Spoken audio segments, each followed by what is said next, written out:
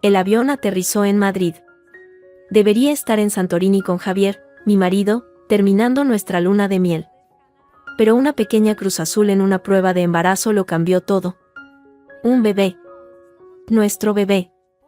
Quería decírselo en persona, de una forma especial. Tomé un taxi a nuestro piso en el barrio de Salamanca. Javier creía que volvía en 2 días. Dejé mi maleta en el salón. Una idea loca me vino a la mente. ¿Y si me escondía? ¿Y si esperaba a que llegara y entonces salía con la sorpresa? Sería perfecto. Me escondí en el armario de nuestro dormitorio. La oscuridad era tranquila. Toqué mi vientre. Pronto lo sabrá, pensé. Entonces oí la llave en la puerta. Y voces. No solo la de Javier. También la de Isabel, mi suegra. Su tono me heló la sangre.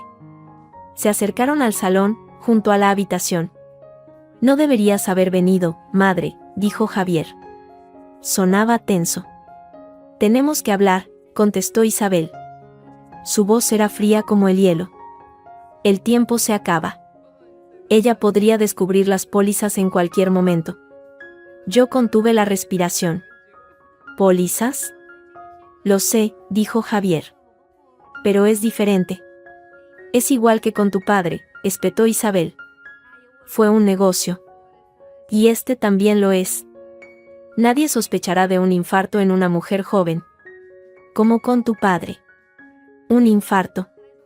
Como con mi padre. Mis manos sudaron. Saqué el móvil y, con dedos temblorosos, presioné grabar. Cállate, susurró Javier. Tu padre era débil. Nosotros no. La suma es enorme. Debemos actuar antes de que ella hable con un abogado. ¿Y lo otro? En progreso, dijo Javier, seco. Las gotas. Ella no notará nada. Funcionó con el aborto. Un gemido se atoró en mi garganta. Mi aborto, Javier me había consolado. Dijo que era algo normal. Que no era culpa mía. Bien, dijo Isabel. Oí el ruido de un beso rápido. Guarda los papeles. Yo hago el resto. No seas débil. Oí sus pasos alejarse. La puerta se cerró. Luego, los pasos de Javier se dirigieron al dormitorio. Se detuvo frente al armario. Mi corazón latía tan fuerte. Pero no abrió. Fue hacia su estudio. Oí la llave girar. Esperé. Salí del armario. No podía quedarme. Tenía la grabación. Era real. Recordé sus palabras. El lugar de siempre. Su estudio. Javier siempre lo cerraba con llave. Pero había una ventana pequeña al rellano de servicio. Siempre abierta. Sin pensar, subí por las escaleras de servicio. Me asomé. La ventana del estudio estaba entreabierta. Con cuidado, me estiré y me colé por ella. Caí dentro. El estudio estaba ordenado. Vi la caja fuerte junto al escritorio. Javier anotaba las claves en un cuaderno. Abrí su cajón. Allí estaba. Probé números. Nada. Probé la fecha en que nos conocimos. Un clic. Se abrió. Dentro, solo carpetas. La primera decía, seguros de vida. La abrí. Vi mi nombre. Emma Ortega. Una cifra de millones. Beneficiario, Javier Vargas. Otra póliza. Y otra más. 3, como dijo ella. Debajo, otra carpeta. Luis Ortega. Mi padre. Su póliza. Beneficiaria, Isabel Montes. Mi madrastra. La suma también era enorme. Lo último fue una foto. Mi padre, joven, con una mujer que no era Isabel. Tenía los ojos de Javier. Al dorso, la letra de mi padre, Elena, mi amor. Cuida de nuestra Emma. Que nunca sepa. Elena. La madre de Javier. La que, según él, murió al nacer. Un frío me invadió. Todo encajaba. No solo querían matarme. Ya habían matado a mi padre. Y a la verdadera Isabel.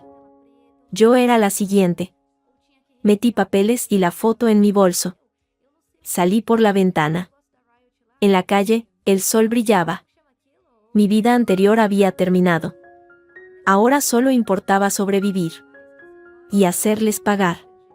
Busqué en mi teléfono. Un contacto. Una amiga, Lucía, me lo dio en broma una vez. Por si acaso. Decía, Miguel Álvarez. Investigador. Marqué el número. Dígame, dijo una voz grave. Necesito ayuda, dije, mi voz tranquila y extraña. Mi marido y mi suegra quieren matarme. Colgué el teléfono con Miguel, el investigador. Había acordado vernos al día siguiente en un café discreto en Chamberí. Ahora, debía actuar con normalidad. Volví a subir a nuestro piso, arrastrando la maleta con un ruido deliberado. Hola. Estoy en casa, y grité, forzando alegría en mi voz. Javier salió corriendo del estudio. Su rostro mostró una sucesión rápida de emociones, sorpresa, pánico y luego una sonrisa amplia y forzada. Emma. Cariño. ¿Qué haces aquí? Pensé que volvías el jueves. Nos abrazamos. Su abrazo me pareció rígido. Olía a su colonia, pero también a tensión. Te extrañaba. Y tengo una sorpresa, dije, mirándolo a los ojos. Intenté ver al asesino, pero solo vi a mi marido, el hombre del que me enamoré. Era desgarrador. ¿Una sorpresa? Mejor que las puestas de sol de Santorini, bromeó, apartándose. Noté cómo su mano izquierda se hundía en el bolsillo del pantalón, probablemente para silenciar el móvil. Mucho mejor. Pero te la digo más tarde. Ahora necesito una ducha. El viaje ha sido agotador. Mentí. Necesitaba alejarme de él antes de que mis nervios traicionaran. Claro, cariño. Yo, tengo que terminar unas cosas del trabajo. Se dirigió de nuevo al estudio. La puerta se cerró, pero no oí girar la llave esta vez. Tal vez confiaba demasiado, o tal vez tenía prisa. Fui al baño. Encendí el agua caliente y me senté en el borde de la bañera, temblando. Luego, recordé algo. Su móvil. Lo había visto usarlo un momento antes. Cuando salí del baño envuelta en una toalla, Javier estaba en la cocina preparando una copa de vino. Su móvil estaba sobre la encimera, boca abajo. Voy a buscar mi crema hidratante, dije, pasando cerca. Él asintió, concentrado en el corcho. En un movimiento rápido, giré su teléfono y pulsé la pantalla. Pidió el código. Fallé. Pero antes de que se bloqueara, vi la notificación de una aplicación de archivos en la bandeja, registro-dosis, PDF eliminado. Mi sangre se heló. Registro de dosis. Él se volvió. ¿Encontraste todo? Sí, sonreí, alejándome. Solo estoy cansada. Esa noche, la cena fue un teatro. Él hablaba de proyectos. Yo asentía. Mi mente estaba en otra parte, en la grabación, en la caja fuerte, en las palabras, aborto y gotas. Cuando él se levantó para llevar los platos, su teléfono, ahora en la mesa, vibró brevemente. La pantalla se iluminó. Un mensaje de Lucía, mi mejor amiga, apareció en la vista previa. Javi, no puedo seguir así. Lo de ayer fue un error. Emma es mi amiga. El mundo se detuvo de nuevo. Lucía. Y Javier. Ayer. Mientras yo estaba supuestamente en Grecia. Él volvió y rápidamente cogió el teléfono, borrando la notificación sin mirarla. Un correo del trabajo, dijo. Ah, respondí, clavando el tenedor en el pescado que ya no podía tragar. A la mañana siguiente, fui a ver al doctor Ruiz, mi ginecólogo, para la primera visita oficial del embarazo. Todo estaba bien, dijo. Latido fuerte. Dejó escapar un comentario mientras revisaba mi historial. Veo que tuviste un aborto espontáneo hace 2 años. Fue bastante súbito. Sin síntomas previos. A veces, en casos muy raros, ciertas sustancias pueden inducir algo similar. ¿Estabas tomando alguna medicación nueva entonces? No, ninguna, dije, el corazón en un puño. Solo las vitaminas prenatales que me recetó. Él frunció el ceño. Las mismas que te receté después. Interesante. Bueno, sigue con ellas, por supuesto. Son esenciales. Salí de la consulta sintiéndome enferma. Ciertas sustancias, mis vitaminas. Las que Javier preparaba diligentemente cada mañana junto a mi café. Para tu salud y la del bebé, decía. No fui a casa. Fui a una farmacia lejos de nuestro barrio y compré un complejo vitamínico idéntico. Luego, en un bar, vacié el contenido de mi pastillero en una servilleta y lo reemplacé con las nuevas. Guardé las antiguas en una bolsita de plástico. Evidencia. Después, me reuní con Miguel Álvarez en el café de Chamberí. Era un hombre de unos 50 años, calvo, con una mirada inteligente y cansada. Le conté todo, menos lo de Lucía. Le di la grabación, las fotos de los papeles del seguro y la bolsita con las vitaminas. Esto es grave, señora Ortega, dijo, sin inmutarse. Muy grave. Investigaré a Isabel Montes. Y a su primer marido, el padre de Javier. Déjeme su teléfono desechable. No use el suyo personal para nada importante. Hay algo más, añadí, bajando la voz. Mi amiga Lucía. Creo que ella y mi marido. Miguel asintió. Lo investigaré también. Cuidado con ella. Esa tarde, Javier dijo tener una cena de trabajo. Yo sabía que era mentira. Lo seguí. Tomé un taxi discreto. Él condujo hasta un apartamento en Argüelles. No era una oficina. Esperé. Una hora después, Lucía salió del portal. Se ajustó la chaqueta y se alejó con paso rápido, mirando alrededor con nerviosismo. Javier no salió. Lloré en silencio en el taxi de vuelta. La traición era un monstruo de muchas cabezas. 2 días después, Miguel me llamó al teléfono desechable. Isabel Montes. Su primer marido, el señor Vargas, padre biológico de Javier, murió de un infarto a los 40 años. Una autopsia rutinaria. Nada sospechoso. Ella cobró un seguro considerable. Se volvió a casar 2 años después con el ingeniero Luis Ortega, viudo y con una hija. Usted. Mi padre, susurré. Exacto. Sobre Lucía. Hizo una pausa. Ella y Javier tuvieron una relación breve hace unos años, antes de que ustedes se hicieran serios. Parecía acabada. Hasta ahora. Gracias, Miguel. Una cosa más, Emma. Esa bolsita de vitaminas. Se la di a un contacto en un laboratorio. Analizarán el contenido. Le avisaré. Al colgar, revisé mis cosas. Noté que el cajón de mi mesita de noche estaba ligeramente desordenado. Alguien había registrado. Javier, buscando, ¿qué? ¿La grabación? ¿Los papeles? No los encontraría.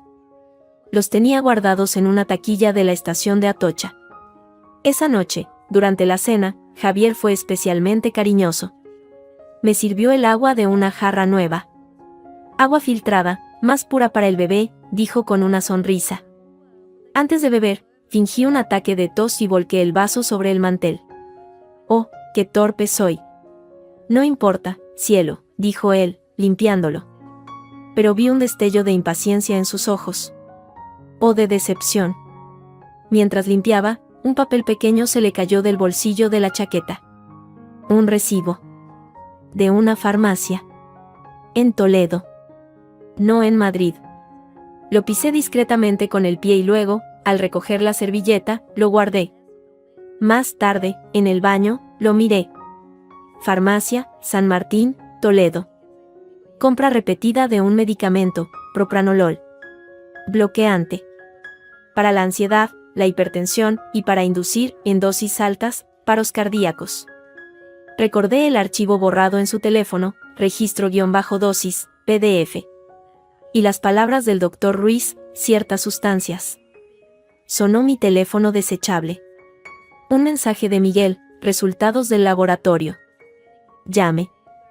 Con el recibo de Toledo ardiendo en mi mano, marqué. La voz de Miguel era grave.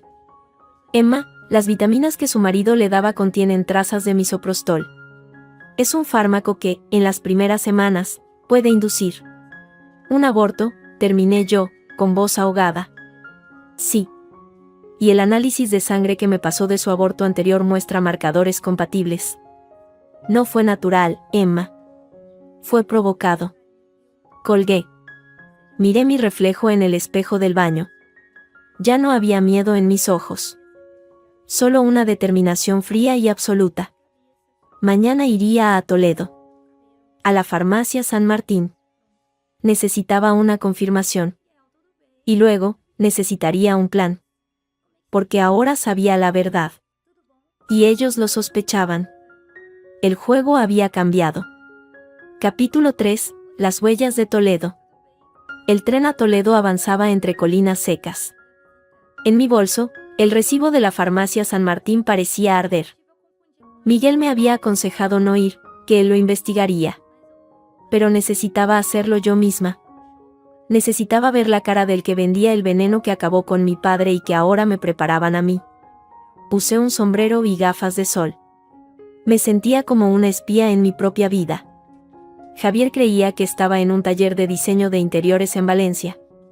Le había enviado una foto falsa de la estación, editada rápidamente. Su respuesta fue un simple, disfruta, cariño. Te echo de menos. Las palabras ahora tenían un sabor a metal y mentira. Toledo se alzó, imponente, sobre el Tajo. Un laberinto de piedra que guardaba secretos. La farmacia San Martín estaba en una callejuela cerca de la catedral, no lejos de la plaza Zocodover. Era un local pequeño, antiguo, con un letrero de madera desgastado. Un olor a hierbas y polvo me golpeó al entrar. Detrás del mostrador, un hombre mayor, con gafas y un delantal gris, revisaba unos papeles. Buenos días, dije, intentando que mi voz sonara normal. Buenos días, señora. ¿En qué puedo ayudarla? Su tono era amable, distraído. Espero que pueda. Es un poco delicado. Saqué el recibo doblado de mi bolsillo y lo deslicé sobre el mostrador. Mi marido suele comprar aquí su medicación. Propranolol. Pero es tan olvidadizo. Necesito confirmar la dosis exacta para reponerla en Madrid. Temo que se haya equivocado al decírmela. El farmacéutico cogió el recibo, se ajustó las gafas y lo miró. Luego, me miró a mí, más atentamente. Su expresión cambió ligeramente. De la distracción a una cautela sutil. Vargas Montes. Javier, leyó en voz baja. Sí, lo recuerdo. Un cliente desde hace años. Muy puntual. Hizo una pausa. Pero, señora, estos datos son confidenciales. No puedo. Lo sé, interrumpí, sacando mi cartera. Mostré mi DNI. Soy Emma Ortega de Vargas. Su mujer. Aquí está. Y bajé la voz. La verdad es que estoy preocupada. Él dice que es para la ansiedad, pero a veces toma más de lo debido. Sin querer, claro.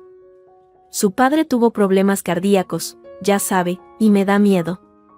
Dejé la frase en el aire, con un hilo de angustia genuina en la voz. La historia del padre no era mentira, solo su causa. El farmacéutico, el señor Antonio según su placa, observó mi DNI y luego mi rostro. Su mirada se suavizó. La preocupación de una esposa era algo que entendía. Comprendo, dijo, suspirando. Es una dosis alta. 100 miligramos. Normal para ciertas arritmias, pero... Bajó la voz. Para un hombre joven y aparentemente sano, es una dosis significativa. Y la frecuencia, la compra cada mes, religiosamente. A veces envía a una señora mayor a recogerla. Su madre, supongo. Isabel.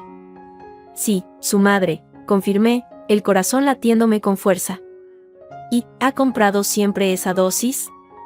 El señor Antonio frunció el ceño. No. Al principio, hace años, eran 25 miligramos. Luego subió a 50. Y a 100 desde hace, unos 5 años, diría. 5 años. La época en que murió mi padre. Un infarto fulminante. Y antes de ser mi marido, insistí, tratando de no temblar. ¿Venía con otra receta? ¿Para otro nombre? El farmacéutico se puso rígido. Señora, eso ya es.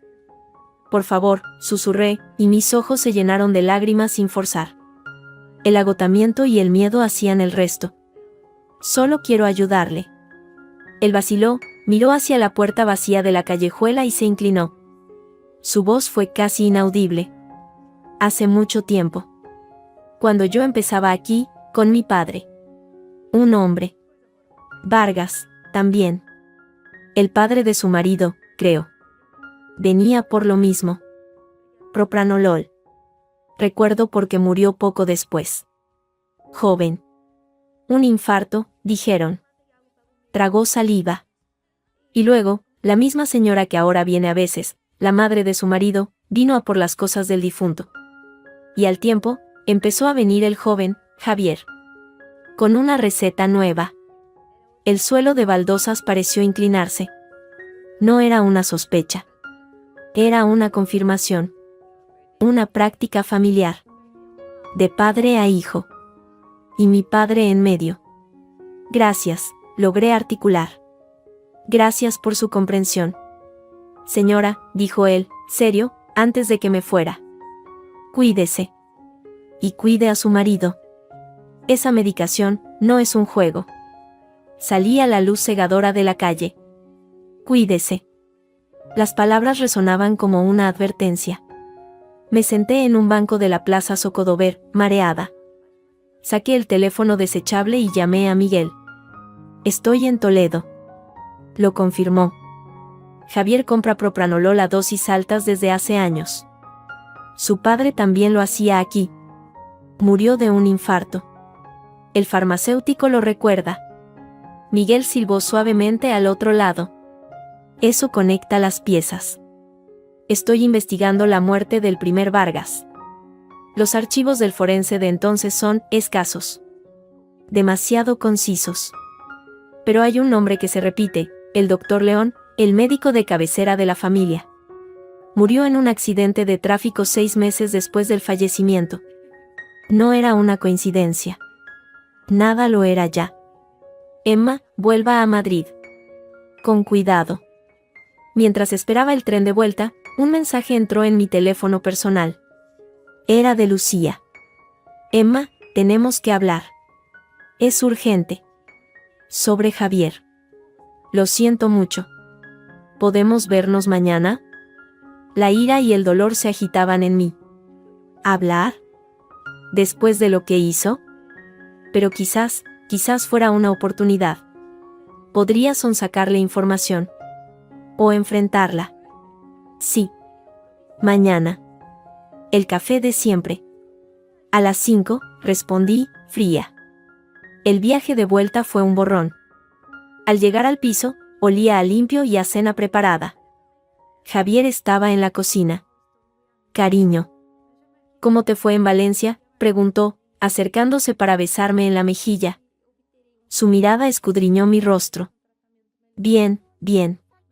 Muchas ideas, dije, alejándome hacia el dormitorio. Voy a ducharme. Emma. Espera. Su voz me detuvo. ¿Estás bien? Te ves pálida.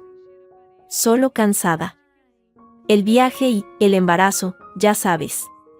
Sonreí débilmente. Él asintió, pero su mirada no se convenció. Claro. He preparado pescado al horno.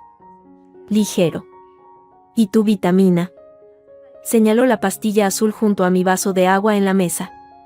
La nueva vitamina, que yo misma había puesto allí esta mañana antes de irme.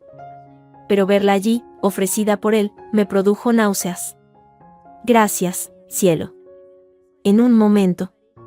En la ducha, lloré en silencio. La red se cerraba a mi alrededor. Toledo, el farmacéutico, Lucía, Javier en la cocina con su máscara de marido preocupado. Necesitaba más. Necesitaba algo irrefutable. Después de la cena, mientras Javier veía las noticias, me acordé de algo. En el trastero, guardado desde su muerte, estaba una caja con las cosas personales de mi padre. Isabel había querido tirarla, pero yo me negué. Nunca la había revisado del todo, el dolor era demasiado grande. Ahora, el dolor había mutado en otra cosa. Esperé a que Javier se durmiera. Luego, en silencio, me dirigí al trastero en el rellano. La caja de cartón, marcada con un L de Luis, estaba en un rincón. La abrí. Olía a tiempo y a nostalgia. Libros viejos, unas gafas, su reloj de pulsera favorito que ya no funcionaba. Y un pequeño álbum de fotos. Lo abrí. Fotos de mi infancia, de mi madre verdadera, sonriente. Y luego, una foto que me dejó sin aliento. Mi padre, más joven, en un jardín. Con el brazo alrededor de los hombros de una mujer. No era Isabel. Era la mujer de la foto que había encontrado en la caja fuerte, la de ojos amables. Elena. Y junto a ellos, una mujer más joven, de rostro duro y mirada fría. Isabel, pero no como la suegra que conocía. Era una Isabel más joven, con una sonrisa tensa, casi forzada. Las tres personas parecían incómodas. Mi padre no miraba a la cámara, miraba a Elena con una tristeza profunda. Di la vuelta a la foto. En el dorso, la letra de mi padre, temblorosa, como si la hubiera escrito mucho después, Jardines de Sabatini, 2009. Con Elena y su hermana, Isabel. El día antes de que todo se rompiera. Nunca debí ceder.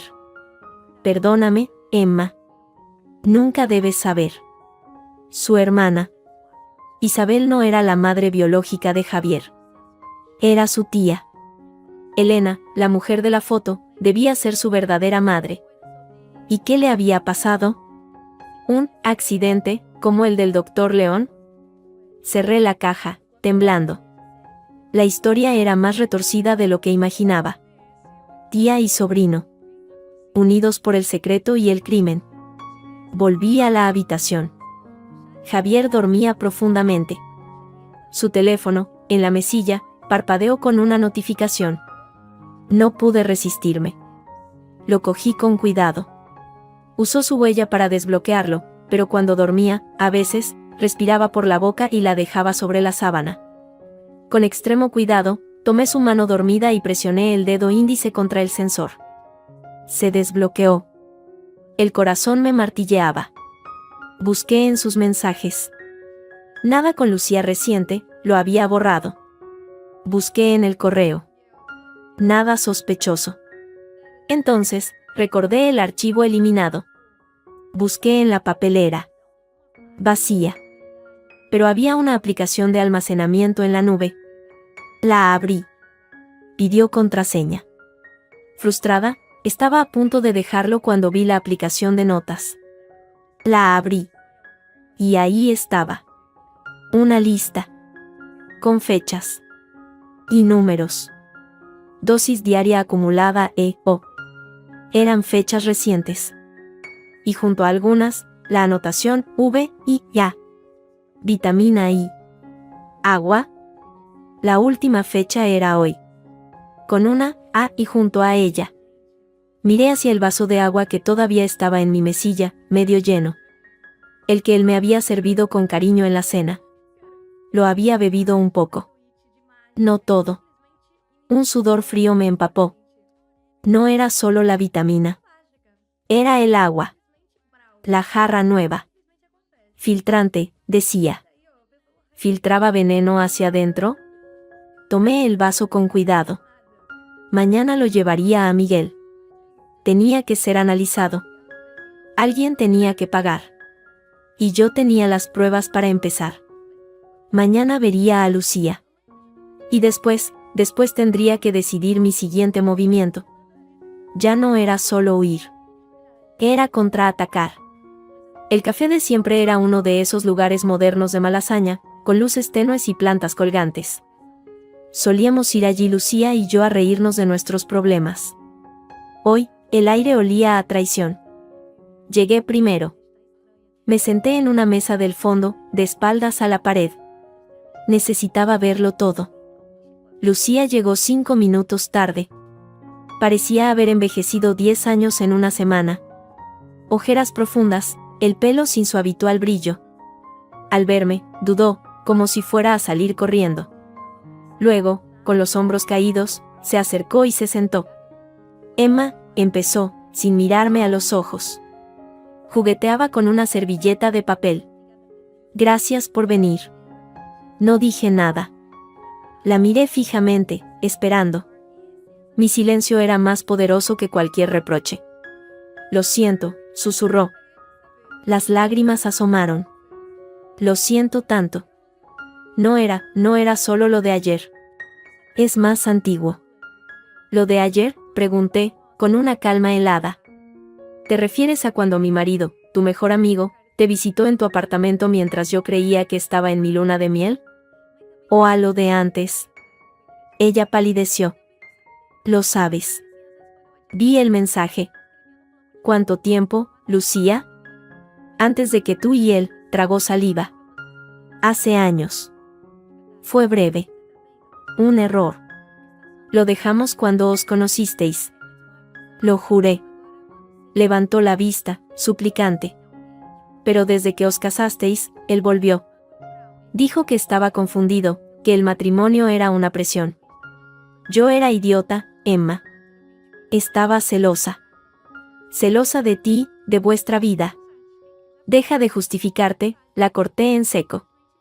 No estoy aquí para oír tus penas. Estoy aquí por lo que dijiste en el mensaje. Es urgente. Sobre Javier. Habla.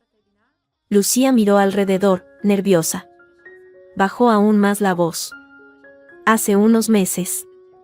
Javier vino a verme. Estaba muy alterado. Dijo que necesitaba un favor. Un gran favor. Que tenía miedo por ti. ¿Por mí? Sí. Dijo que tu comportamiento había cambiado, que estabas muy paranoica desde el aborto.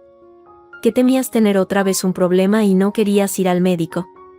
Dijo que tu ginecólogo, el doctor Ruiz, había encontrado algo en tus análisis. Algo malo. Pero que no quería asustarte. Me pidió que modificara un informe. Que yo, desde el laboratorio del hospital, podía acceder a los resultados y cambiarlos. Sentí que el suelo se hundía bajo mis pies. ¿Modificar un informe? Un análisis hormonal. Para hacerlo parecer normal.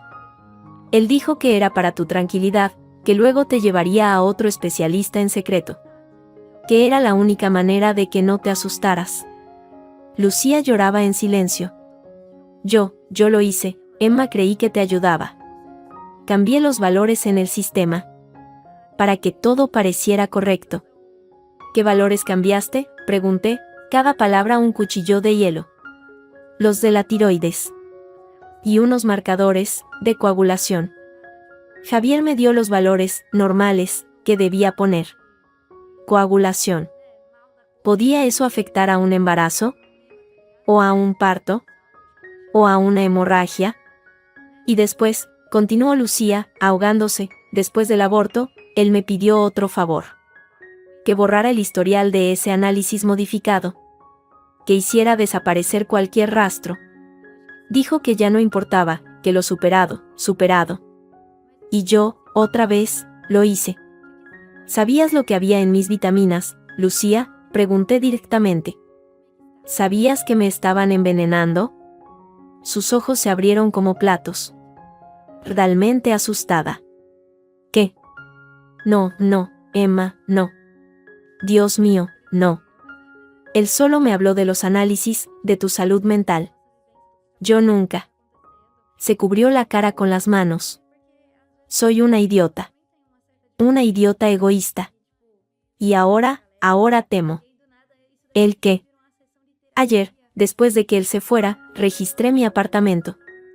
Alguien había estado dentro. No faltaba nada, pero las cosas estaban desplazadas. y recibí una llamada. De un número desconocido. Una voz distorsionada. Dijo: deja de husmear en cosas que no te importan. La primera vez fue una advertencia. ¿La primera vez? Hace una semana. Los frenos de mi coche fallaron. Casi tengo un accidente. Pensé que era una casualidad. Ahora, no lo sé. Emma, tengo miedo. ¿Y él? Javier me preguntó ayer si todavía tenía copias de los informes originales. Los que cambié. Dijo que quería destruirlos todos, por seguridad. Claro. Borrar todas las pruebas. Como el archivo en su teléfono. Como el doctor León que murió en un accidente. ¿Tienes copias?, pregunté, agarrándola del brazo. Ella asintió, llorando. En un pendrive. En mi casa. Lo escondí después de la llamada. Por si pasaba algo. Tienes que dámelo, Lucía. Es importante. Sí. Sí, te lo daré. Pero, ¿qué está pasando, Emma? ¿Qué ha hecho Javier? Antes de que pudiera responder, su teléfono vibró sobre la mesa. Ella lo miró. Se puso blanca como la pared. Es él. Javier. No contestes. Tengo que hacerlo. Si no, sospechará. Con mano temblorosa, deslizó para contestar. ¿Hola? Sí, estoy con ella. ¿En el café? Sí. No, nada, solo charlamos. Sí, ya te lo dije, no tengo nada. Vale. Vale, luego hablamos. Colgó. Me miró, aterrorizada. Quiere verme. Esta noche. Dice que es importante. Que lleve el pendrive. No vayas, Lucía. Tengo que ir. Si no, sabrá que te he contado algo. Y entonces. No terminó la frase. El miedo hablaba por ella. Voy a ir. Le daré el pendrive. Y después, me largo de Madrid un tiempo.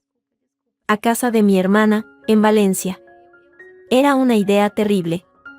Pero no podía detenerla.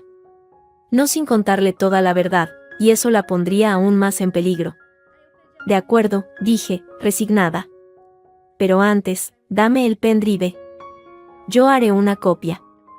Luego puedes darle el original. Así tienes algo con lo que negociar si pasa algo. Vaciló, pero asintió. Está en casa. Vamos ahora. Su apartamento estaba cerca. Un piso pequeño y acogedor que ahora parecía una ratonera. Mientras ella iba a buscar el pendrive escondido detrás de un cuadro, mi teléfono desechable vibró. Un mensaje de Miguel, Isabel.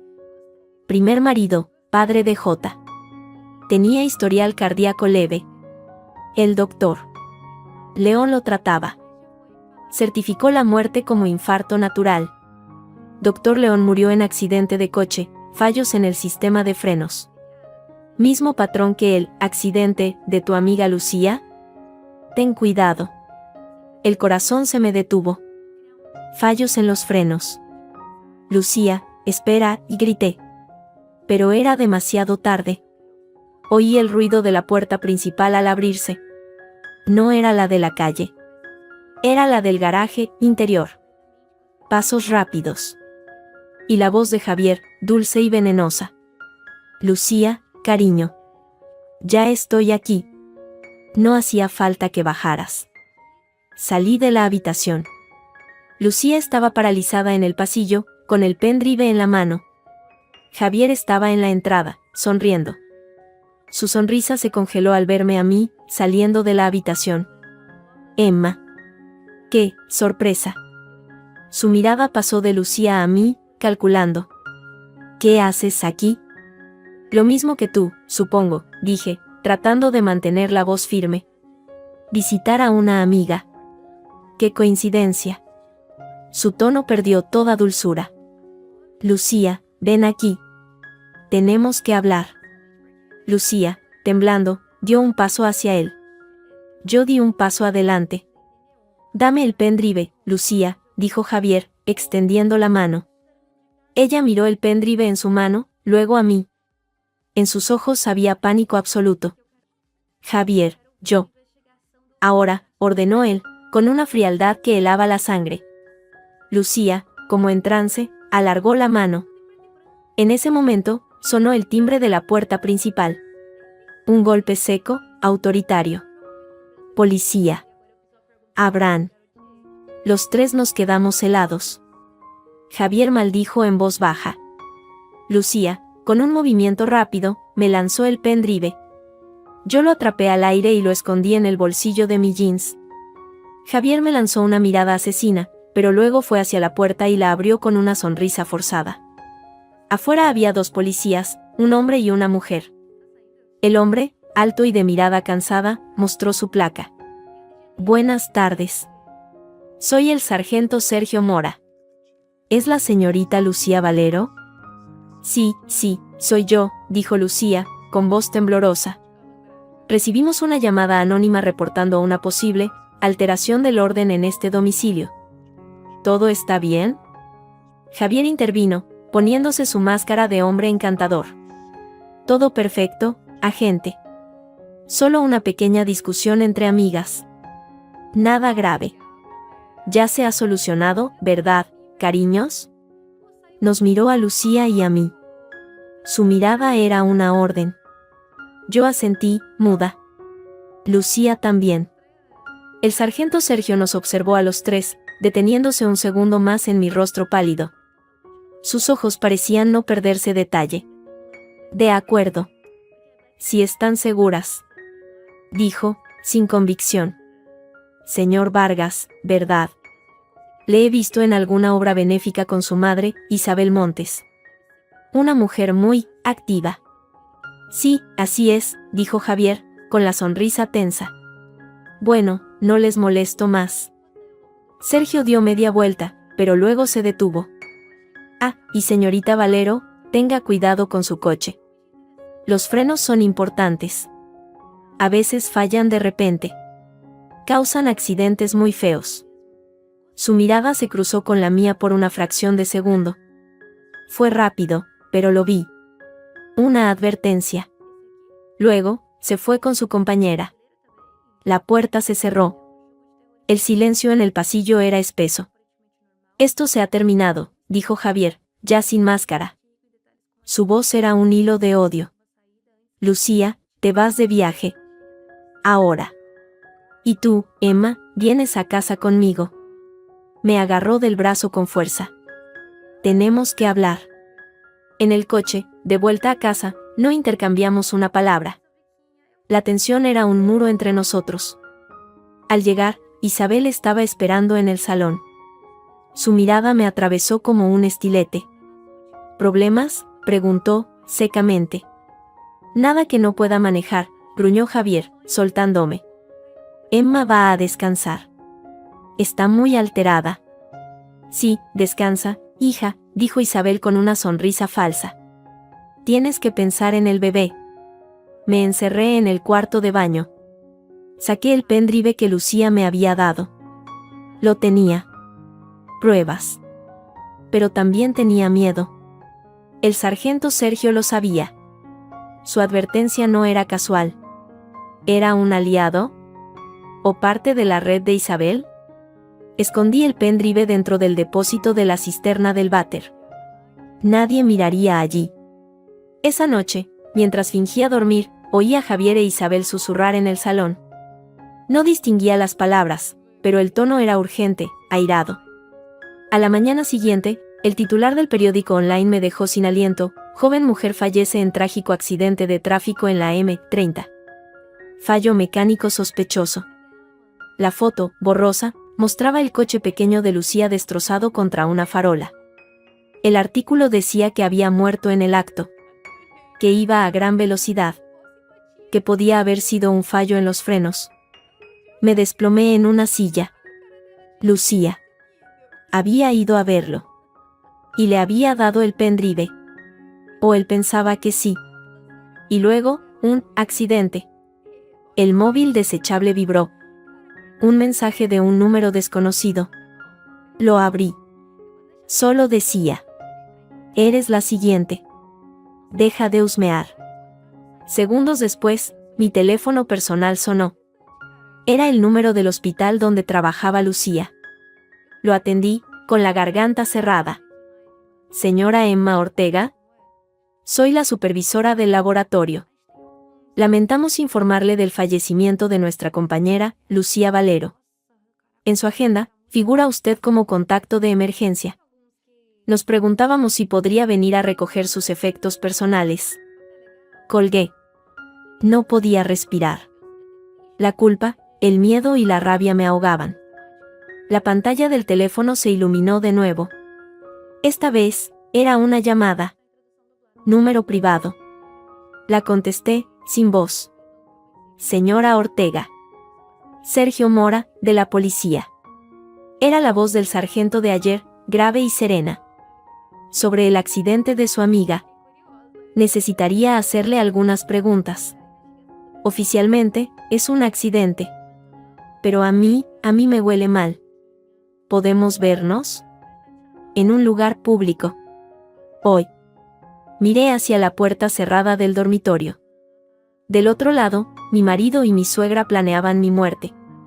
Y en mi bolsillo, un pendrive con la prueba de que habían empezado a envenenarme mucho antes de que yo lo supiera. Sí, susurré. ¿Podemos vernos? ¿Dónde? ¿Era una trampa o una salvación? Ya no me importaba. Habían matado a mi amiga. Lucía había pagado por mi curiosidad. Yo no me rendiría sin luchar.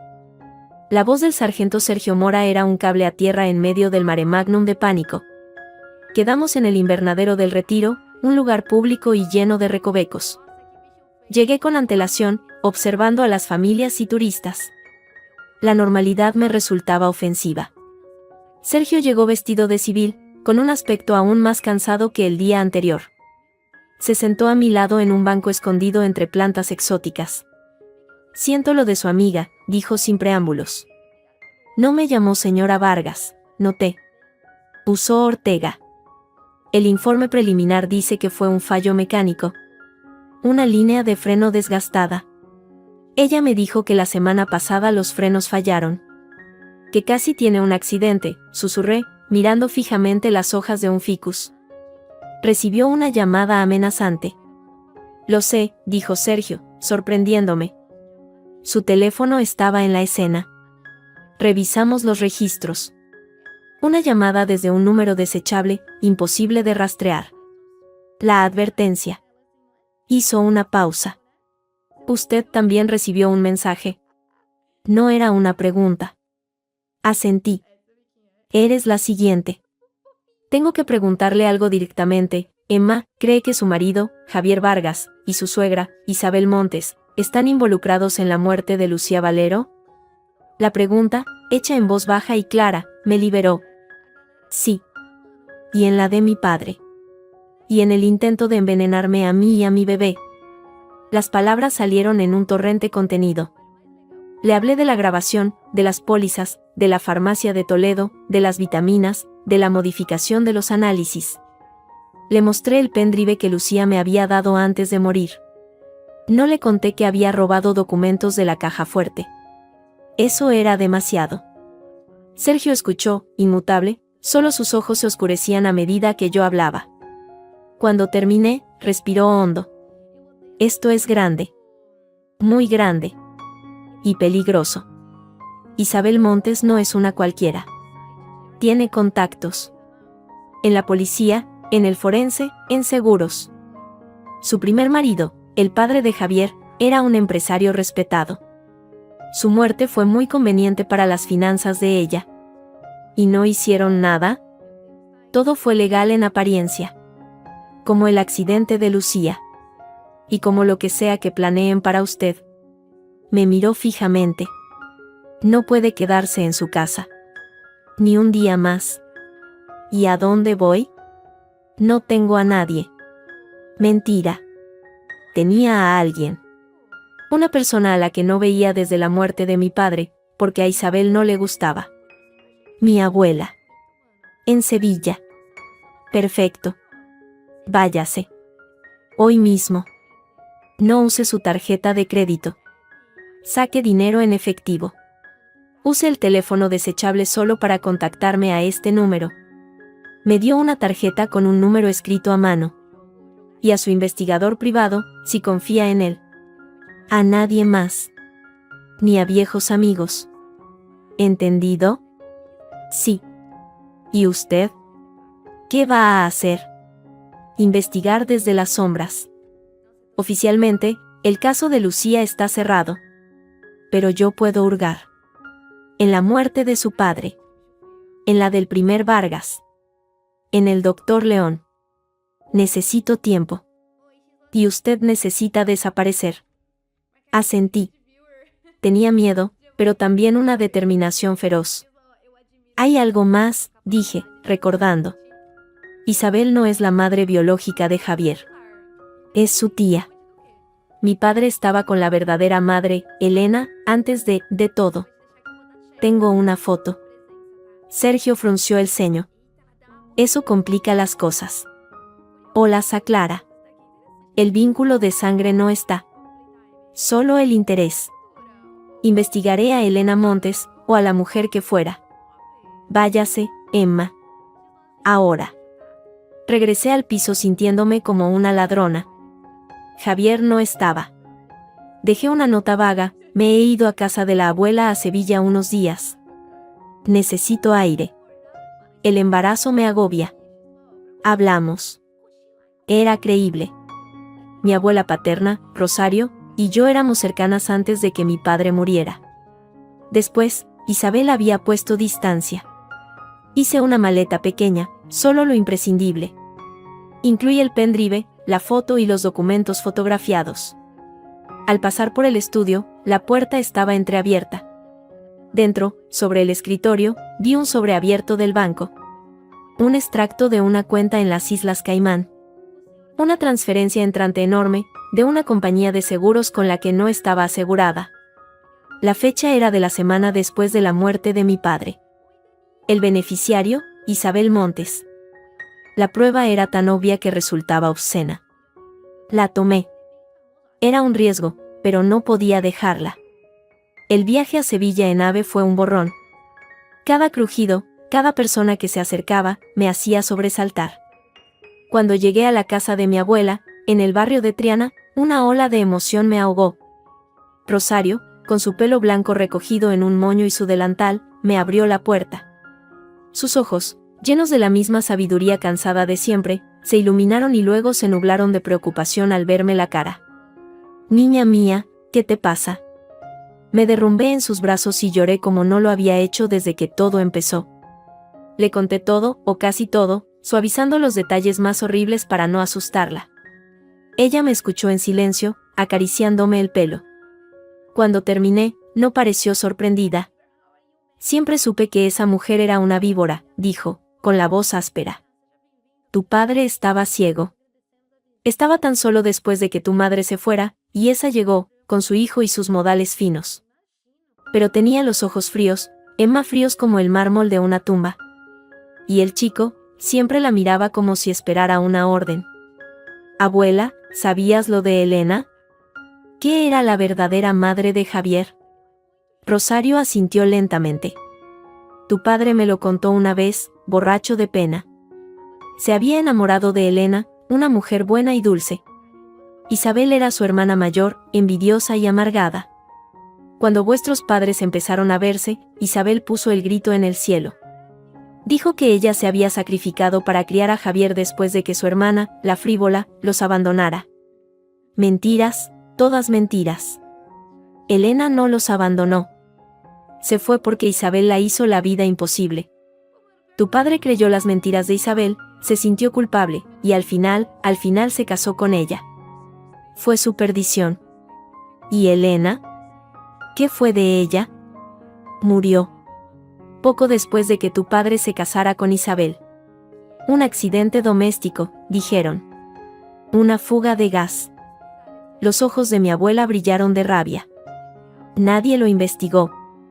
Tu padre estaba destrozado. Y desde entonces, Isabel tomó el control de todo. Del dinero, de la casa, de Javier. Me estremecí. El patrón era claro. Eliminar a cualquiera que se interpusiera.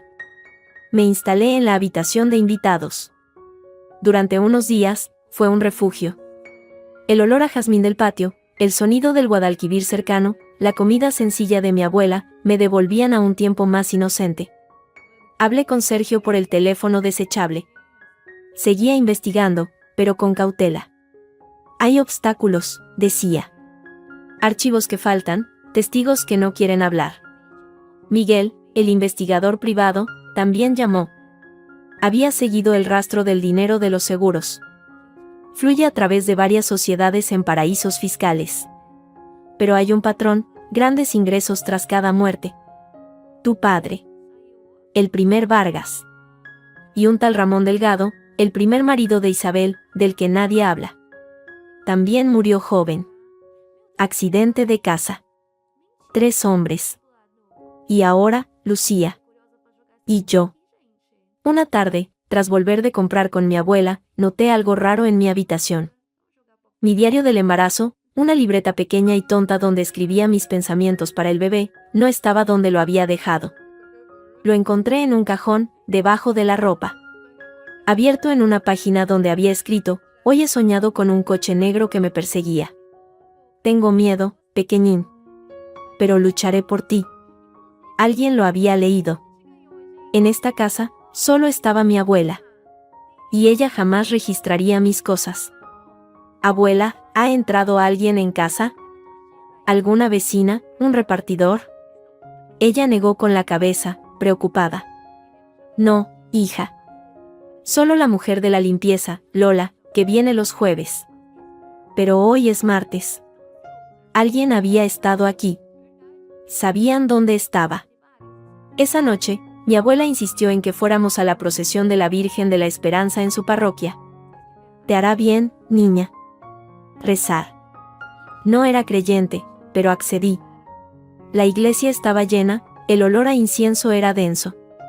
Mi abuela se abrió paso entre las viejas amigas. Yo me quedé atrás, cerca de la puerta, sintiéndome fuera de lugar. Entonces, la vi.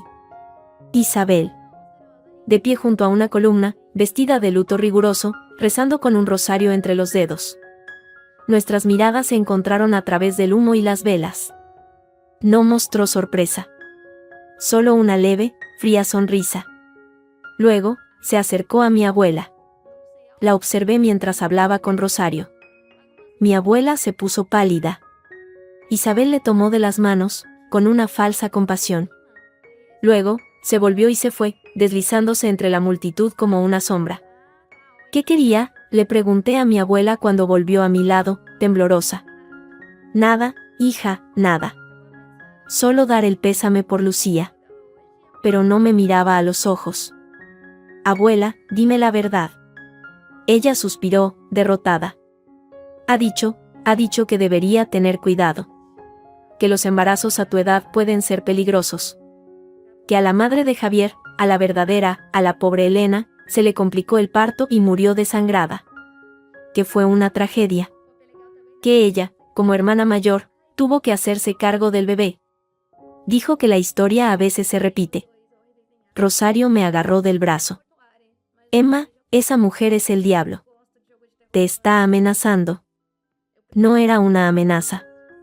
Era una promesa. Me estaba diciendo cómo lo harían. Un accidente en el parto. Una hemorragia.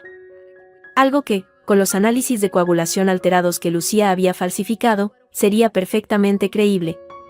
Y todo el mundo compadecería al viudo afligido, Javier, que cobraría el seguro. El plan era perfecto. Monstruoso, pero perfecto. Regresamos a casa en silencio. Esa noche, mientras mi abuela dormía, saqué el teléfono desechable. Tenía que avisar a Sergio. Tenía que hacer algo. Pero antes de que pudiera marcar, recibí un mensaje de Miguel. Era corto y aterrador. Encontré a Elena Montes. No murió en un accidente de gas. Ingresó en un psiquiátrico privado un mes después de la boda de tu padre con Isabel. Diagnóstico: depresión psicótica. Murió allí 6 meses después. Causa oficial: suicidió. Certificado firmado por el Dr. León. He localizado a una auxiliar que trabajaba allí. Dice que Elena siempre gritaba que su hermana quería robarle a su hijo. Y que un hombre joven, un adolescente, la visitaba a escondidas. Le llevaba caramelos.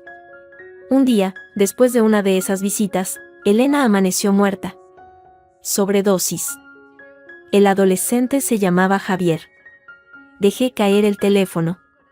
Ya no era solo una cómplice. Era su obra. Isabel había corrompido a su propio sobrino, lo había moldeado a su imagen. Habían eliminado a su propia madre. A mi padre. Y ahora vendrían por mí y por mi hijo. Miré por la ventana, a la calle oscura y silenciosa de Sevilla. El refugio ya no era seguro. Lo sabían. Me habían encontrado. Y me habían recordado, cruelmente, cuál era mi destino programado: morir como Elena. Como mi padre. Como Lucía. Pero ya no era la Emma asustada que se escondía en un armario. Era una madre a la que le habían robado todo. Y una madre con un plan. Tenía las pruebas, tenía a Sergio, tenía la verdad. Y ahora, también tenía la chispa de la venganza. Al día siguiente, llamé a Sergio. Necesitamos actuar. Ya no podemos esperar. Tienen un plan para el parto. Sé cómo hacer que se delaten a sí mismos. ¿Qué quiere hacer?, preguntó él, con voz cautelosa. Necesito que me ayude a fingir mi propia muerte, dije, la voz clara y firme por primera vez en semanas. O al menos, la muerte de mi bebé. El plan era arriesgado, casi desquiciado. Pero era lo único que se me ocurría. Necesitaba que Javier e Isabel creyeran que su plan había funcionado, que el bebé ya no era una amenaza para su macabro negocio. Necesitaba que se relajaran, que bajaran la guardia, que cometieran un error. Sergio al principio se mostró reacio. Es muy peligroso, Emma. Si sospechan aunque sea un poco. Ya sospechan, le corté. Sabían que estaba en Sevilla. Saben que tengo miedo. Si de repente sufro una tragedia, será creíble. Lo esperan. Y cuando crean que han ganado, harán algo estúpido. ¿Cómo irse? O cobrar el seguro antes de tiempo. Tras mucho discutir, accedió. Tenía una hermana, Laura, que era ginecóloga en un pequeño hospital privado en las afueras de Madrid. Le explicó la situación a medias, lo suficiente para conseguir su ayuda. Ella, horrorizada, aceptó. No podíamos usar un hospital público, era demasiado arriesgado que alguien reconociera mi nombre o mi cara. Una semana después, desde un teléfono público en Sevilla, llamé a Javier. Soné destrozada, con la voz quebrada por lo que esperaba que sonaran como sollozos. Javier, ha pasado algo terrible. Tragué saliva, mirando a Sergio, que me observaba desde lejos. El bebé, he tenido un sangrado horrible. Estoy en el hospital. Al otro lado del teléfono, hubo un silencio. Luego, su voz, cargada de una preocupación perfectamente actuada: Dios mío, Emma, ¿dónde estás? ¿Qué hospital? Voy ahora mismo. No vengas. Están haciendo pruebas. Es un caos. La abuela está conmigo. Los médicos dicen que es probable que lo perdamos. Un gemido auténtico me salió de la garganta, porque al decirlo en voz alta, por fingido que fuera, el dolor era real. Emma, cariño, tengo que estar contigo. No, dije, con fuerza. No puedo verte ahora. No soy fuerte. Te llamaré más tarde, cuando sepa algo. Lo siento. Colgué. Mis manos temblaban. Sergio se acercó y me dio un pañuelo. Lo has hecho bien, murmuró. El siguiente paso era la prueba más difícil. Teníamos que simular una entrada en urgencias y un informe médico convincente. Laura, la hermana de Sergio, lo organizó todo. Yo entraría por una puerta trasera, con una identificación falsa, y me ingresarían en una habitación discreta. Ella misma redactaría un informe de aborto espontáneo con complicaciones hemorrágicas, vinculándolo a los trastornos de coagulación que aparecían en mi historial manipulado.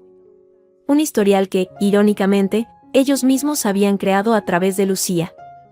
2 días después, en Madrid, todo estaba listo. Vestida con ropa holgada y pálida por el maquillaje, entré al hospital por donde me indicaron. Laura, una mujer menuda de pelo castaño y ojos amables pero preocupados, me esperaba. Me llevó a una habitación privada. Estará sola aquí. Si alguien pregunta, es una paciente bajo mi cuidado por un aborto incompleto que necesita legrado. He falsificado todo el papeleo.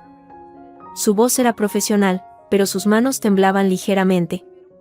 Espero que sepa lo que hace, Emma.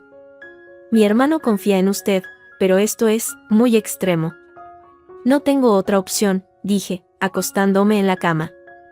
El olor a antiséptico me revolvió el estómago. No era difícil parecer enferma. La operación se puso en marcha. Sergio, desde fuera, vigilaba. Miguel, el investigador, estaba escuchando las conversaciones telefónicas de Javier e Isabel, gracias a un dispositivo que había logrado plantar en el coche de ella. La primera llamada interceptada llegó esa misma tarde. La voz de Isabel, fría como el mármol, ¿lo has confirmado? Javier, ella dice que está en el hospital, que ha sangrado. Suena destrozada. He llamado al hospital que me dio la abuela, el Clínico de Sevilla. Dicen que no tienen a nadie con ese nombre ingresado. Mi corazón se detuvo. Maldita sea. No habíamos previsto que llamaría a los hospitales de Sevilla. Mi abuela, bajo mi instrucción, le había dado el nombre del hospital más grande, pensando que la burocracia nos cubriría. Fue un error. Isabel, ¿ves? Te lo dije. Es más lista de lo que parece. Está mintiendo. Javier, ¿y por qué haría eso? Isabel, porque sabe algo. Tiene miedo. O tiene pruebas. Esta farsa es una trampa. Para que nos confiemos. Hubo un silencio. Luego, Javier, con una voz nueva, gélida y decidida, entonces aceleramos el plan B. No podemos esperar al parto. Es demasiado arriesgado. Si sospecha y ha ido a la policía. Isabel, estoy de acuerdo. El método del padre. Limpio y rápido. ¿Tienes lo necesario? Javier, sí. Lo tengo guardado. Pero necesito acceso a ella. Si no está en Sevilla, ¿dónde está? Isabel, deja eso en mis manos. Yo la encontraré. Tú prepárate. Y reserva los billetes. A Argentina, como acordamos. Una vez hecho, nos vamos. Con el dinero de las pólizas, viviremos como reyes lejos de aquí. Miguel envió la grabación a Sergio, quien a su vez me la hizo llegar. Escucharla, acostada en esa cama de hospital, fue como beber veneno. No había duda ya. Hablaban de matarme como quien habla de sacar la basura. ¿El método del padre, el propranolol? ¿O algo más? Tenemos que moverlos, dijo Sergio por el teléfono desechable. Si planean irse a Argentina, es que quieren actuar pronto. ¿Y qué ha dicho él? Necesito acceso a ella. Si creen que estás en Sevilla, irán allí. Pero si creen que estás aquí, en Madrid, vulnerable. Tenía razón. Necesitábamos un cebo. Publica mi ubicación, dije, la voz ronca. De forma discreta. Que Miguel filtre, a través de algún contacto corrupto que Isabel pueda tener en la policía, que hay una Jane Doe ingresada en un hospital privado con mi descripción, tras un aborto complicado. Que estoy inconsciente, grave. Algo que justifique que no pueda recibir visitas. Fue una jugada temeraria. Pero funcionó. Al día siguiente, la siguiente interceptación fue diferente. Javier, voces citada, lo tengo. Un contacto en la comisaría. Hay una mujer, sin identificación, ingresada en el Hospital San Lorenzo. Llegó anoche en ambulancia. Coincide con la descripción. Está en la planta de ginecología, habitación 214. Bajo vigilancia porque no tiene papeles, pero está sedada. Es ella. Tiene que serlo. Isabel, ¿vigilancia policial? Javier, solo un agente en la puerta, por protocolo. Nada serio. es nuestra oportunidad. Si está grave, podemos terminar el trabajo. Parecerá una complicación postoperatoria. Luego, directos al aeropuerto. Isabel, esta noche. Yo me ocupo del guardia. Tú llevas lo necesario. Nos vemos allí a las 2. La trampa estaba armada. Pero ellos no sabían que el agente en la puerta sería Sergio. Y que la paciente sedada en la habitación 214 no sería yo, sino una maniquí con peluca y un monitor que simulaba constantes vitales. Yo estaría escondida en la habitación contigua, conectada a una cámara, junto a Laura y otro agente de confianza de Sergio. La noche cayó pesada. El Hospital San Lorenzo, un edificio antiguo, estaba en silencio. Desde mi escondite, podía ver la pantalla que mostraba la habitación 214. La figura bajo las sábanas, la luz tenue, el sonido monótono del monitor cardíaco. Sergio, vestido de uniforme, hacía guardia en la puerta, bostezando exageradamente para quien pudiera estar observando. A la 1:45, aparecieron. Primero fue Isabel. Iba vestida de enfermera, con una bata y un gorro. Llevaba una pequeña bolsa. Se acercó a Sergio. Buenas noches, agente. Turno de noche, revisión de signos. Su voz era profesional, impersonal. Sergio, haciendo su papel, asintió con pereza. Adelante. La pobre no se ha movido en horas. Isabel entró en la habitación. Un minuto después, llegó Javier. Llevaba una chaqueta oscura y guantes.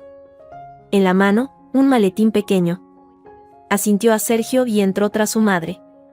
Mi corazón latía con tanta fuerza que temí que lo oyeran en el pasillo. Agarré la mano de Laura, que estaba a mi lado, pálida como la pared. En la pantalla, vi a Javier acercarse a la cama. Observó la figura inmóvil. Luego, hizo un gesto a Isabel. Ella asintió. Él abrió el maletín y sacó una jeringuilla precargada y un frasco pequeño. No era propranolol.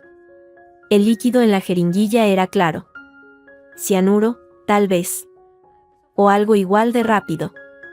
Lo siento, Emma, murmuró Javier, y su voz, amplificada por el micrófono oculto, sonó casi genuinamente triste. Pero es necesario. Como con tu padre. Rápido e indoloro, te lo prometo. Isabel vigilaba la puerta. Date prisa. Javier se acercó con la jeringuilla. Iba a inyectarla en el suero que colgaba del gotero ficticio. En ese momento, Sergio entró en la habitación, cerrando la puerta a sus espaldas. Ya no parecía un guardia cansado. Parecía un lobo. Rápido e indoloro, señor Vargas, dijo, con voz clara. Como con Luis Ortega, ¿verdad? Javier e Isabel se dieron la vuelta al unísono, petrificados. La jeringuilla cayó al suelo, rodando hasta los pies de Sergio. ¿Qué es esto?, tartamudeó Javier, su mirada yendo de Sergio a la cama y de nuevo a Sergio. Es el fin del juego, dijo Sergio. Hizo una señal. Las luces de la habitación se encendieron de repente. Por una puerta lateral que daba a una sala de almacenamiento, entré yo, seguida por Laura y otro agente armado. La cámara que me había estado grabando ahora transmitía en directo a una unidad móvil de la policía que esperaba afuera. La cara de Javier fue un poema de horror absoluto. ¿Emma? Pero, ¿cómo? Isabel, en cambio, no perdió la compostura. Su frío era antinatural. Muy ingenioso, dijo, mirándome con desprecio. Pero esto no prueba nada. Estábamos aquí preocupados por mi nuera. Traía su medicación. Medicación que no le ha sido recetada, intervino Laura, señalando la jeringuilla. Y que, estoy segura, coincide con la que usaron para envenenar a su padre y probablemente a su primer marido. Tonterías, espetó Isabel. Esto es un montaje. Una difamación. Fue entonces cuando, desde el pasillo, se oyeron más pasos. La puerta principal se abrió y entraron varios agentes, acompañados por un hombre con traje, era el jefe de la unidad de homicidios. Sergio había trabajado en silencio, pero no solo. Isabel Montes y Javier Vargas, dijo el hombre con traje, queda detenida por conspiración para asesinar, intento de homicidio y presunta implicación en los homicidios de Luis Ortega y Elena Montes. Tienen derecho a un abogado. Mientras los agentes les ponían las esposas, Javier rompió. Fue ella, gritó, señalando a Isabel con la cabeza. Ella lo planeó todo. Me obligó. A mi padre, a Emma, a mi madre. Isabel lo miró con una decepción glacial. Cállate, idiota. Pero la máscara se había caído. La evidencia era abrumadora, las grabaciones, la jeringuilla, su propia confesión captada por los micrófonos. Los sacaron de la habitación. La última imagen que tuve de Javier fue la de un niño asustado y derrotado. La de Isabel, la de una reina destronada, erguida y silenciosa, caminando hacia su destino con desprecio. Sergio se acercó a mí. «Estás a salvo, Emma». Asentí, pero no sentía alivio. Solo un vacío enorme y tembloroso. Había ganado. Había sobrevivido. Pero el costo había sido demasiado alto.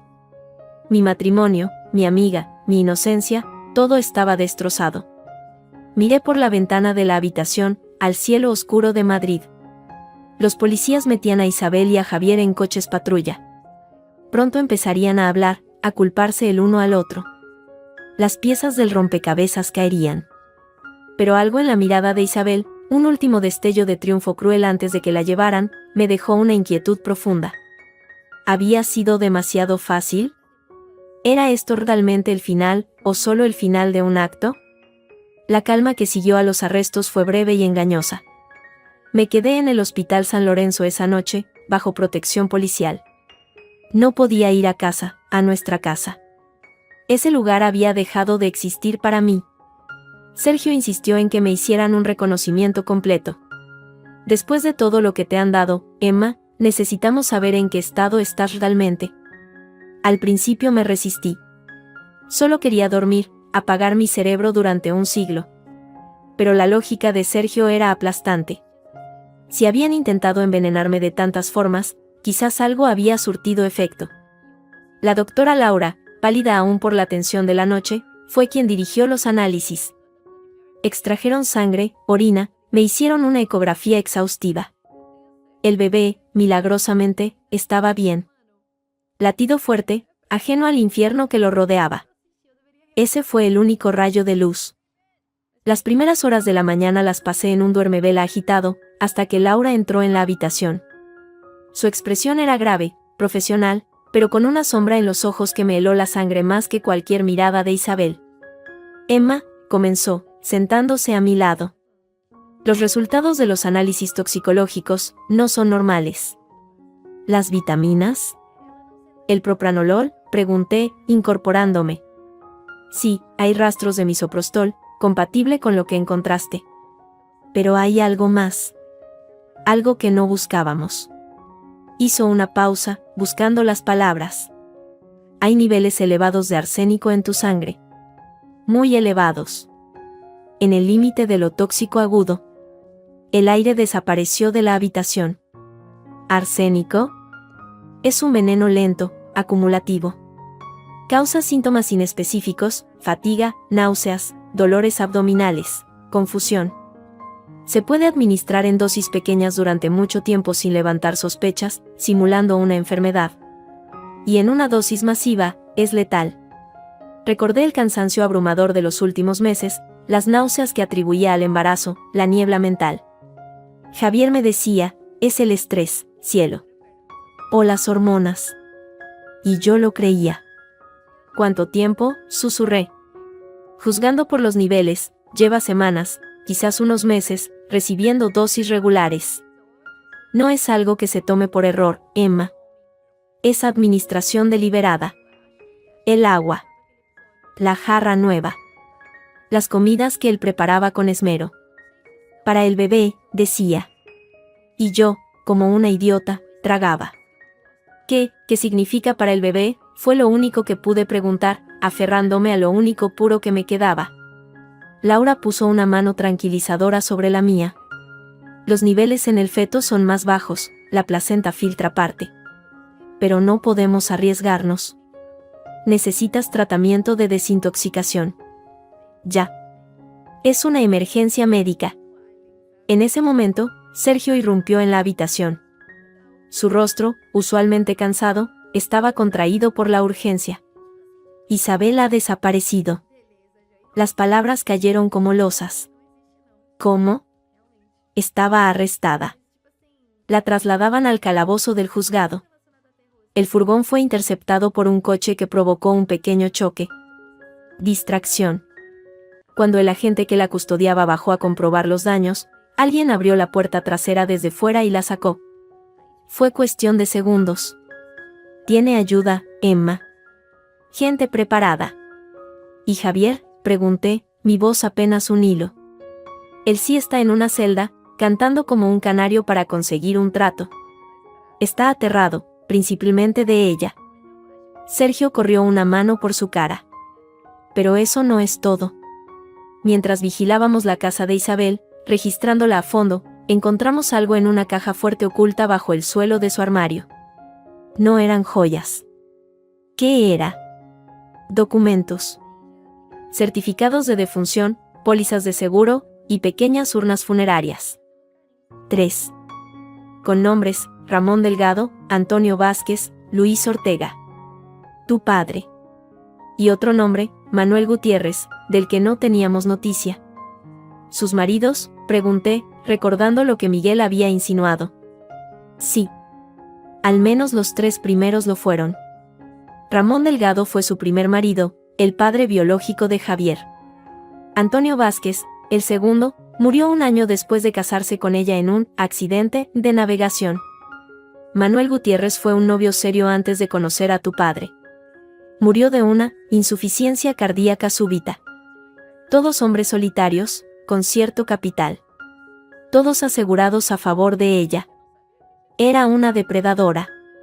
Una araña que se casaba con sus presas. Miguel está siguiendo el rastro de los cuerpos, continuó Sergio.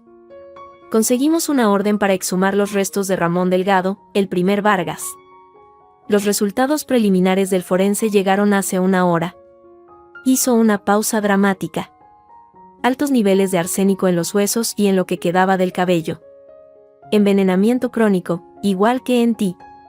Todo encajaba con un ruido siniestro. El método era el mismo. Lento, seguro, imparable.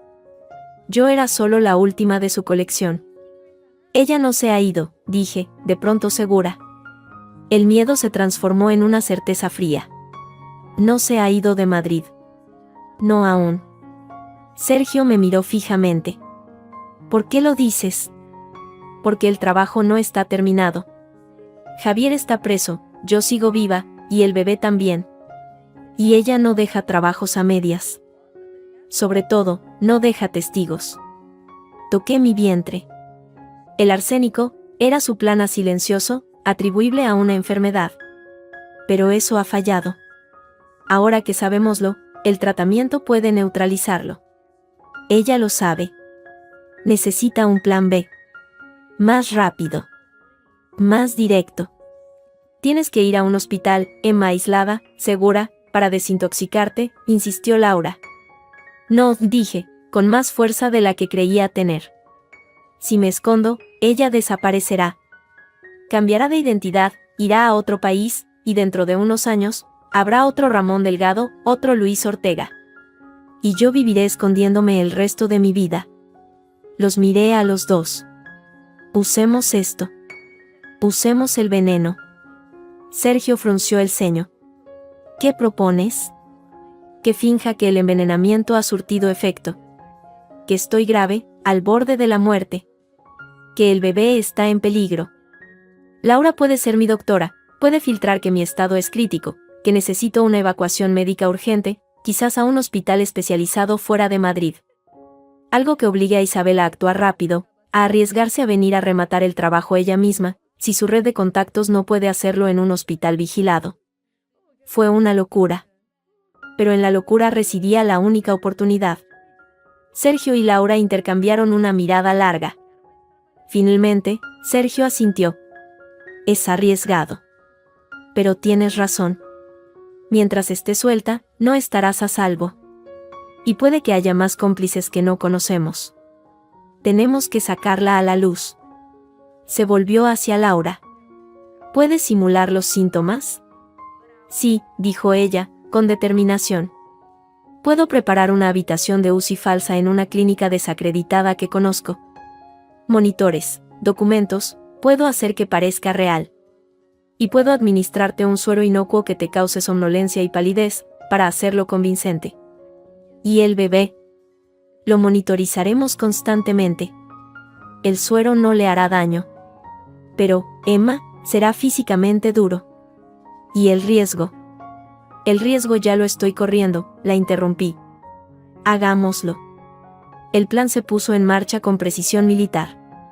Laura, usando sus contactos, extendió la voz de que una paciente embarazada, envenenada con arsénico, estaba en estado gravísimo en una clínica privada a las afueras, y que se valoraba su traslado de urgencia a un centro especializado en Barcelona esa misma noche.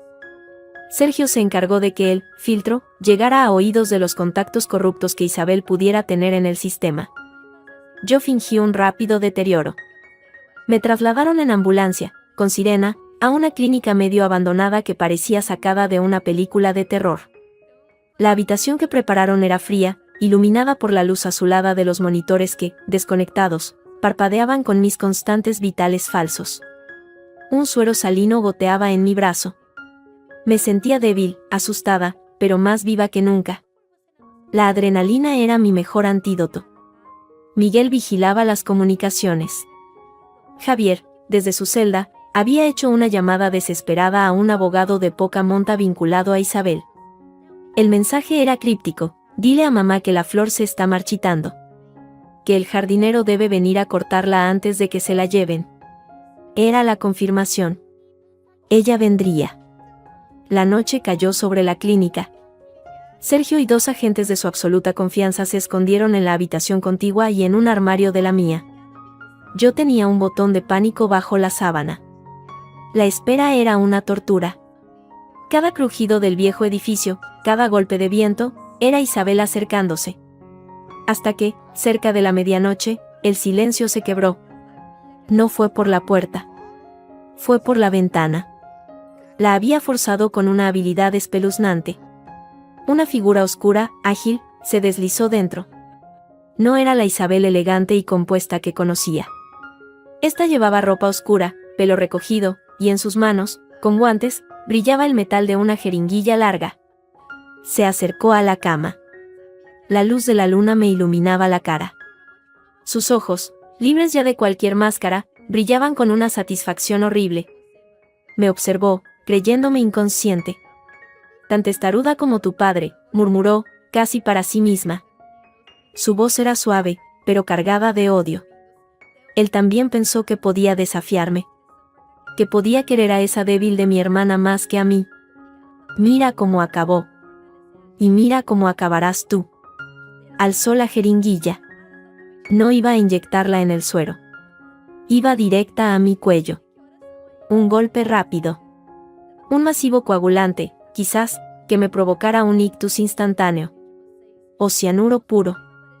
Esta vez, no habrá errores, susurró. En ese instante, apreté el botón de pánico y abrí los ojos.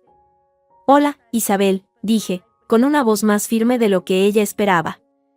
Su reacción fue felina. Un destello de sorpresa, seguido inmediatamente por la decisión de actuar igualmente. Su brazo bajó como un látigo.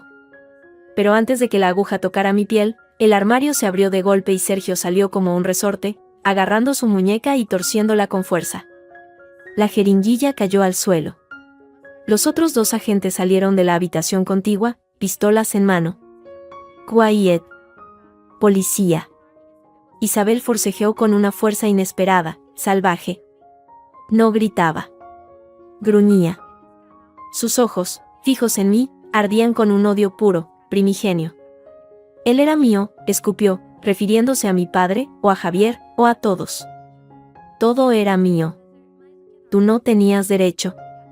Sergio logró ponerle las esposas. Mientras la inmovilizaba, ella no dejaba de mirarme. Créeme, niña, siseó. Aunque me encierren, ya he ganado. Llevas mi regalo en la sangre. Tú y tu retoño llevaréis mi marca hasta la tumba. Es más lenta, pero igual de segura.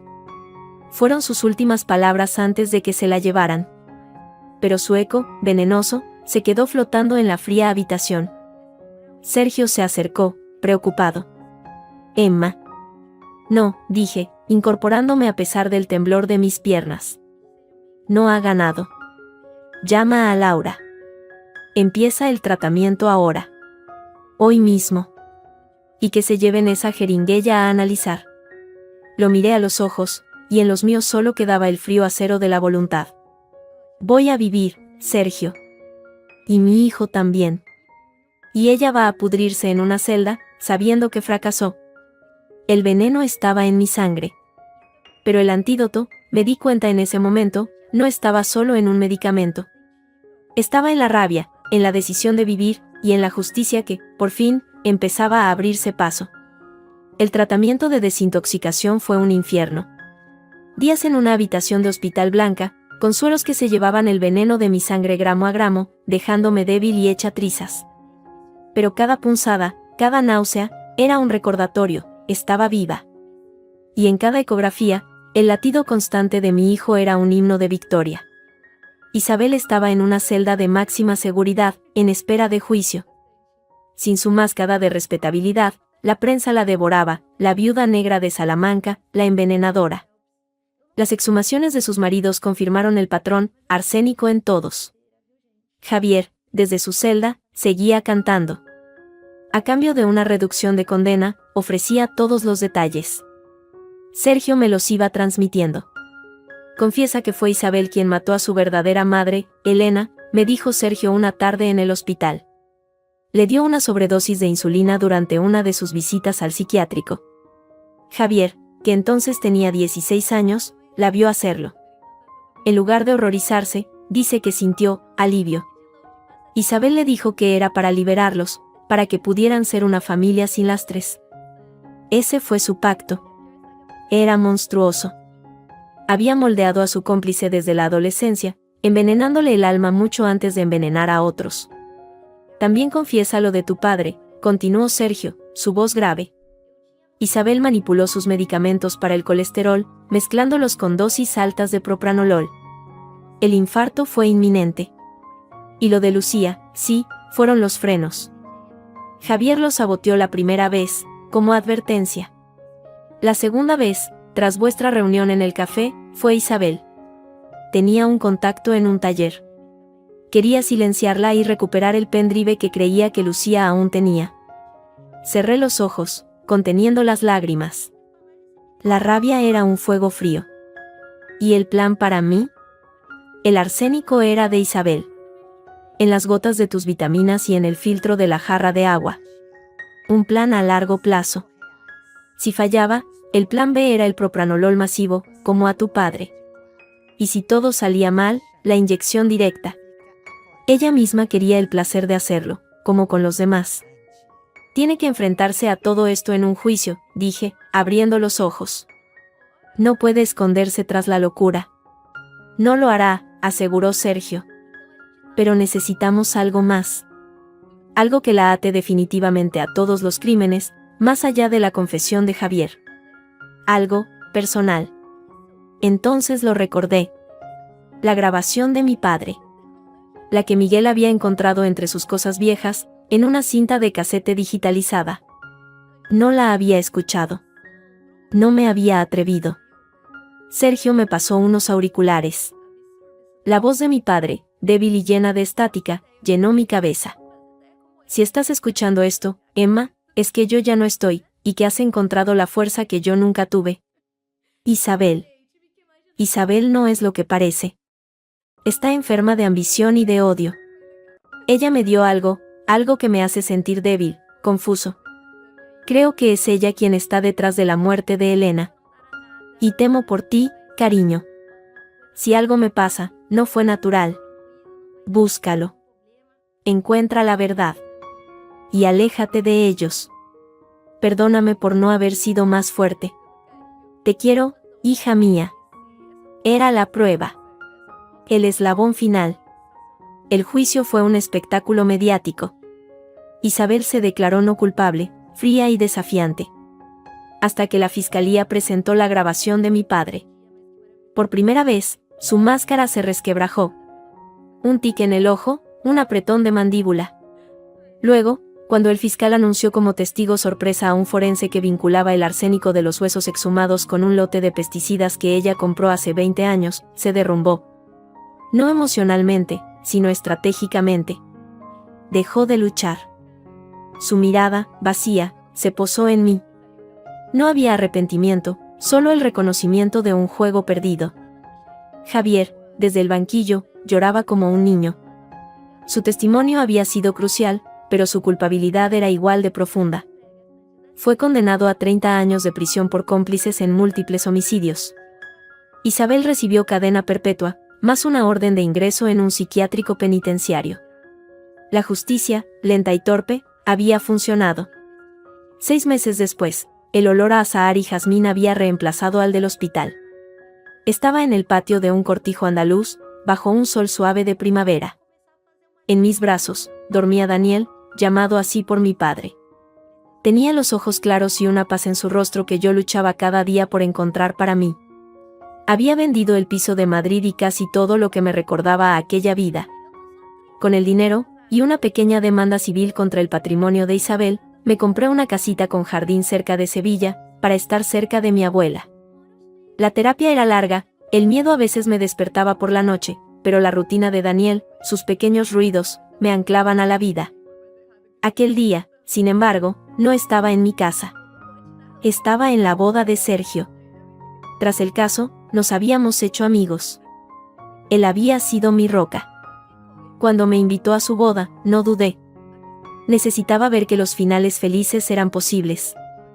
La ceremonia fue sencilla, en la iglesia del pueblo. Cuando Sergio, con su traje azul marino un poco incómodo, se volvió para ver llegar a su novia, su rostro se iluminó de una manera que nunca le había visto. La música sonó. Y entonces, apareció ella. Llevaba un vestido sencillo de encaje, sin cola. Su pelo, más largo, cayendo en ondas suaves. Caminaba con una ligera coacción, apenas perceptible, un recordatorio físico de lo sucedido. Pero estaba viva. Sonreía. Y sus ojos buscaron los míos entre el público antes de posarse en Sergio. Era Lucía. Un sollozo ahogado me salió del pecho. La abracé tan fuerte que casi desperté a Daniel. Las lágrimas corrían libremente por las mejillas de ambas. Lo siento tanto, Emma, murmuró ella, entre lágrimas. Calla, dije, riendo y llorando a la vez. Estás viva. Durante la recepción en el cortijo, entre brindis y tapas, Sergio nos lo explicó todo. El accidente fue real, pero el informe de muerte, no. Cuando interceptamos la amenaza a Lucía, supimos que era el siguiente objetivo. No podíamos protegerla las 24 horas sin alertarlos. Así que, con su consentimiento, montamos el accidente. El coche destrozado, un cuerpo sin identificar del depósito del forense, y Lucía se esfumó bajo protección de testigos. Fue duro, lo sé. Pero era la única manera de protegerla y, de paso, hacer que Javier e Isabel bajaran la guardia, pensando que habían limpiado otro cabo suelto. El mensaje de amenaza que recibí, dije, recordando él, eres la siguiente. Fue nuestro, admitió Sergio, algo avergonzado. Necesitábamos que estuvieras asustada, que tu reacción fuera creíble. Fue una jugada sucia. Lo siento. No podía enfadarme. Había funcionado. Había salvado a Lucía y, en parte, me había mantenido alerta. Y lo de la boda, dije, mirando a Lucía, que sonreía tímidamente. Pasamos mucho tiempo juntos, escondidos, planeando, dijo Sergio, tomando la mano de su esposa. Lo que empezó como una estrategia, se convirtió en algo real. Era el giro final, el más hermoso e inesperado. No todos los secretos eran siniestros. Algunos, como este, estaban llenos de esperanza. Al caer la tarde, me separé un momento de la fiesta. Me acerqué a una pérgola cubierta de glicinias, meciendo a Daniel, que empezaba a despertar. Desde allí, veía a Sergio y Lucía bailando, a mi abuela charlando animadamente, a Miguel, el investigador, brindando con un vaso de vino. El veneno había sido erradicado de mi sangre. El miedo, poco a poco, se iba desvaneciendo. Las sombras del pasado seguían allí, largas y frías, pero ya no me alcanzaban. Ahora, la luz del presente era más fuerte, la luz del sol andaluz, la risa de los amigos, el peso cálido y perfecto de mi hijo en brazos. Isabel estaba encerrada para siempre. Javier, también. Su legado de muerte había terminado. El mío, en cambio, acababa de comenzar. No era un final feliz de cuento, era demasiado pronto para eso, y las cicatrices eran profundas. Pero era un final con justicia.